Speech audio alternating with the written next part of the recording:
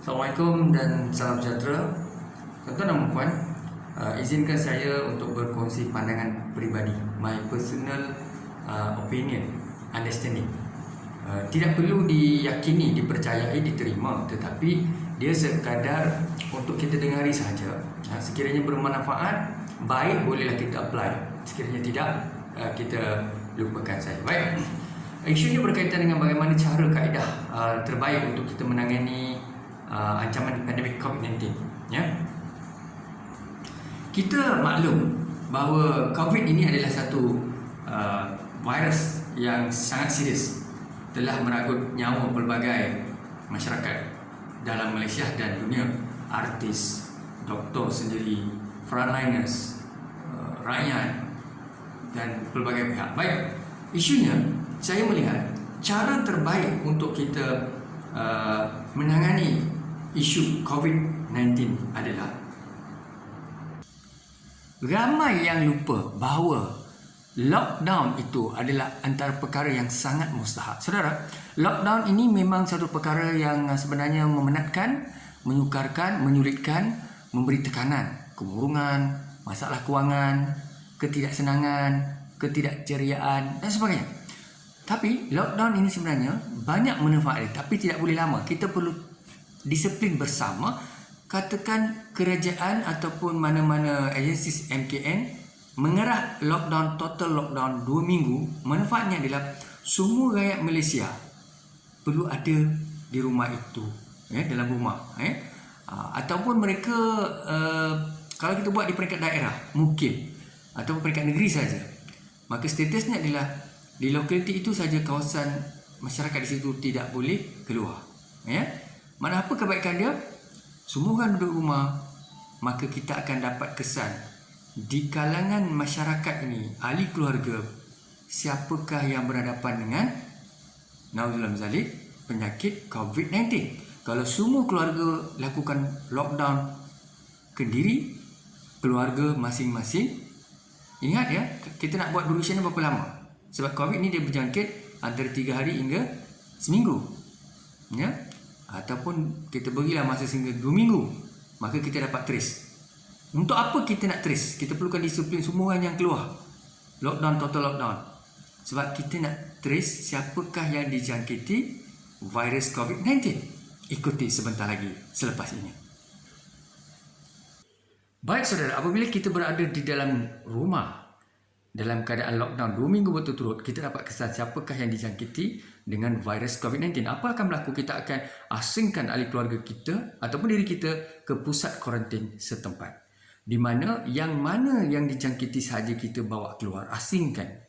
Kemudiannya kita dapat ketahui dan menyelia, mengawal stage 1, stage 2 ataupun critical. Naudzubillah min zalik. Maknanya yang mana tidak dijangkiti kita asingkan di rumah, yang dijangkiti kita kuarantin. Kemudian kita tanya, untuk apa kita asingkan? Baik, untuk apa kita asingkan? Antara mereka yang terpalit dengan COVID-19 naudzubillah min zalik dan juga yang tidak. Beri pentingnya kita asingkan mereka untuk kita lakukan memutuskan rantai COVID, break the chains. Maknanya apabila kita dah break the chains, kita dapat kawal mereka yang di pusat kuarantin ini, dapat dipulihkan, dirawati. Dan apabila mereka yang dijangkiti diasingkan, maka tidak berlakulah keberangkalian untuk berlaku jangkitan itu di kalangan ahli keluarga kita sangat kecil. Kemudiannya apa? Baik, yang mana kita dah asingkan tadi di pusat kuarantin, mereka mestilah menjalani fasa pemulihan dengan diberikan apa saja rawatan termasuk vaccination. Dan mereka yang di luar di rumah yang tidak dijangkiti juga diberi vaccination. Tetapi yang di luar tadi di rumah, mereka sudah boleh bergerak keluar menjalankan aktiviti sosial dengan SOP yang ketat. Segala urusan dibenarkan, tetapi SOP mesti ketat. Baik, di situ dari segi logiknya, kita maklum bahawa vaccination berjalan bagi mereka yang tidak dijangkiti. Mereka menjalankan aktiviti ekonomi, sosial seperti biasa, penjanaan ekonomi berjalan, isu berkaitan pendapatan penjanaan pendapatan, mencari rezeki keluarga berjalan dengan biasa, pendidikan, aktiviti sukan berjalan seperti biasa, segala aktiviti industri juga berjalan seperti biasa. Dan dalam keadaan itu, kita perlu ingat bahawa situasinya sekarang terkawal sebab kita mengikut SOP. Vaccination berjalan. Vaccination SOP berjalan di kalangan mereka sedang bekerja, menjalankan aktiviti sosial, riadah, ekonomi seperti biasa. Di luar, yang mana, ingat tak tadi, Kuarantin 2 minggu, yang mana ada masalah ancaman virus COVID dijangkiti pada dirinya, maka kita bawa stage 1, stage 2, stage 3, stage 4, kita bawa ke kuarantin atau hospital, warded, ya, ward kecemasan, ICU dan sebagainya, stage 3, stage 4, 5 dan sebagainya. Tetapi yang mana sihat tu kita kekalkan di rumah dan mereka dibenarkan menjalankan aktiviti, tapi mereka juga diberi vaksin kerana tidak dapat vaksin lagi dan mereka tidak jangkiti, boleh bekerja seperti biasa. Maknanya dari segi logik, apa lagi? Kita tunggu sebentar. Dalam keadaan ini, kita tidak perlu bimbang dan takut kerana kita sudah dapat memutuskan rantai COVID-19. Yang keduanya, mereka yang dijangkiti dapat dipulihkan.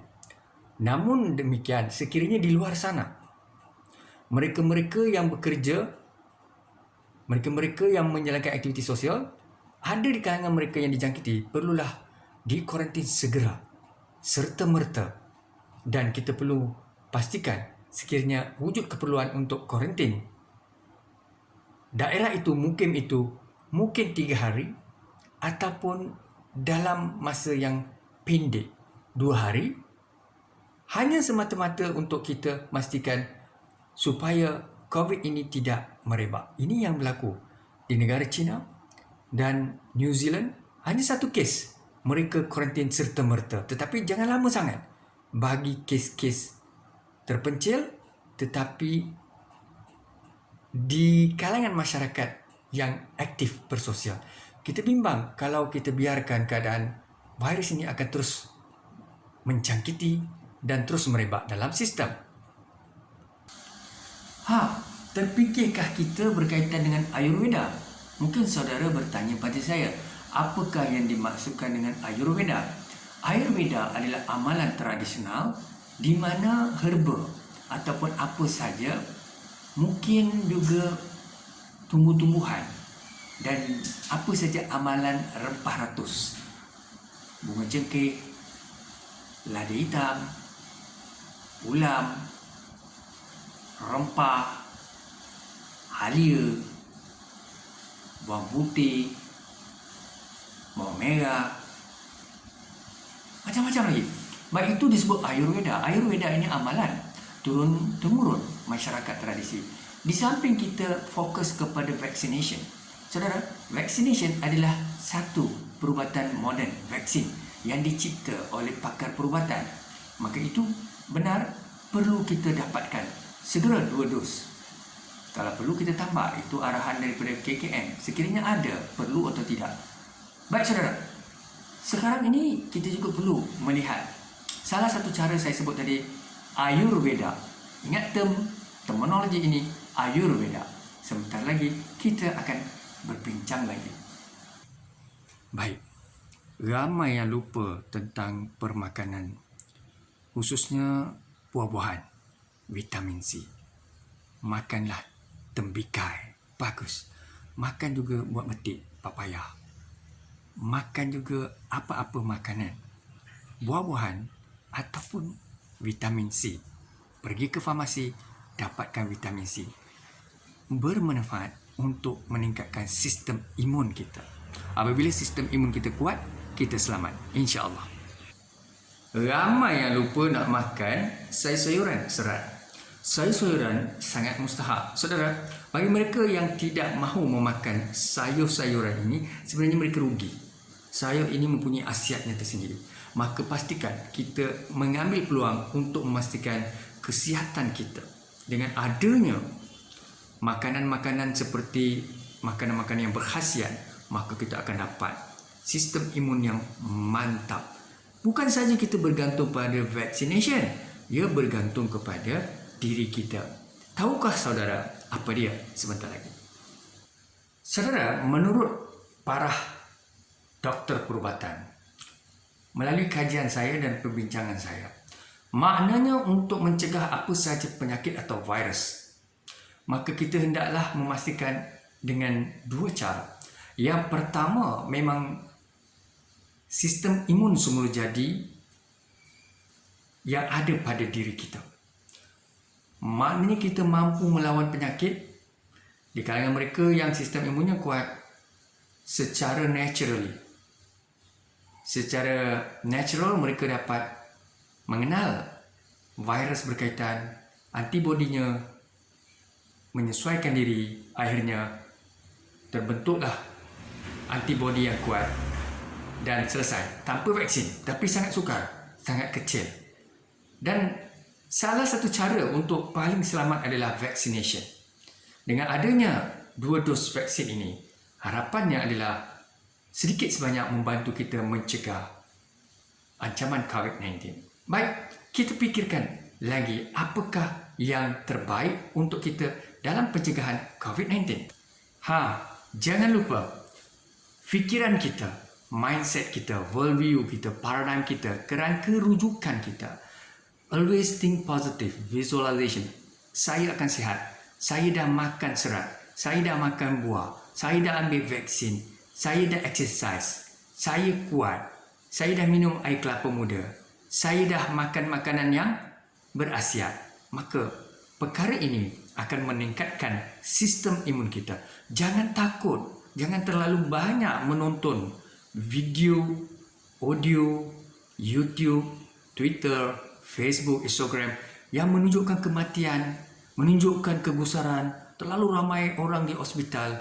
Perkara itu menakutkan kita, akhirnya sistem imun kita jatuh dan keberangkalian kita mungkin untuk dijangkiti itu tinggi. Sebab itulah penyakit kanser dan apa sahaja, kanser sekalipun, apabila kita mempunyai apa sahaja penyakit sekalipun, apabila kita mempunyai mindset, keyakinan daya lawan dari segi mentally, emotionally, kita memang fit. Akhirnya insya-Allah dengan izin Allah berjaya kita tangani ancaman COVID. Seterusnya, jangan lupa minum air yang agak panas, air bersih, bukan air sejuk, bukan pewarna, perisa. Elakkan memakan makanan yang manis, kerana manisan memang manis, tapi sebenarnya dari sudut jangka masa panjang, for the long term, sugar is going to be as a poison. Saudara, memang manisan, gula, coklat sedap, tapi ia akan memberi kesan jangka masa panjang. Penyakit darah tinggi, kencing manis, merosakkan saraf-saraf kita, kelancaran pengaliran darah. Semuanya organ-organ kita akan rosak kerana gula. Maknanya, apabila organ kita rosak, saraf kita rosak, perjalanan darah kita tidak lagi lancar, maka berlakulah di situ penyakit COVID akan menumpang dan seterusnya mengancam sistem pengaliran darah kita, saraf dan organ-organ kita akan tidak berfungsi dengan mudah. Baik, jangan lupa minum air panas, jangan minum air sejuk. Sangat kerap, kalau boleh elakkan. Kita ada lagi tips bersama saya, insya-Allah. Ramai yang malas bersenam bersukan. Saudara, lihatlah petang-petang di kawasan taman di perumahan kita, ada seorang atau berdua pasangan rakan berbasikal, ada yang jogging, ada yang mengikut SOP dengan baik. Maka saudara jangan lupa amalkan sukan dan riadah, tetapi elakkan berkumpulan. Bersukan, beriadah dalam keadaan SOP yang jelas. Jaga kesihatan dan juga keselamatan diri. Ada juga di kalangan mereka yang mahu duduk rumah. tidak mau keluar, itu antara perkara yang baik. Tetapi ingat, kita manusia perlu kerjaya, perlu mencari rezeki, perlu mencari makan, perlu ketenangan. Maka keperluan untuk keluar itu tinggi. Tetapi kalau kita keluar, jangan keluar ramai-ramai.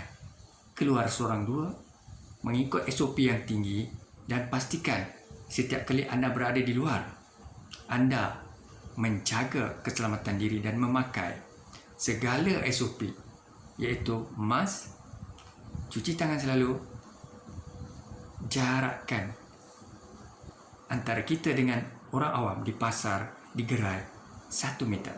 Anda buat atau tidak?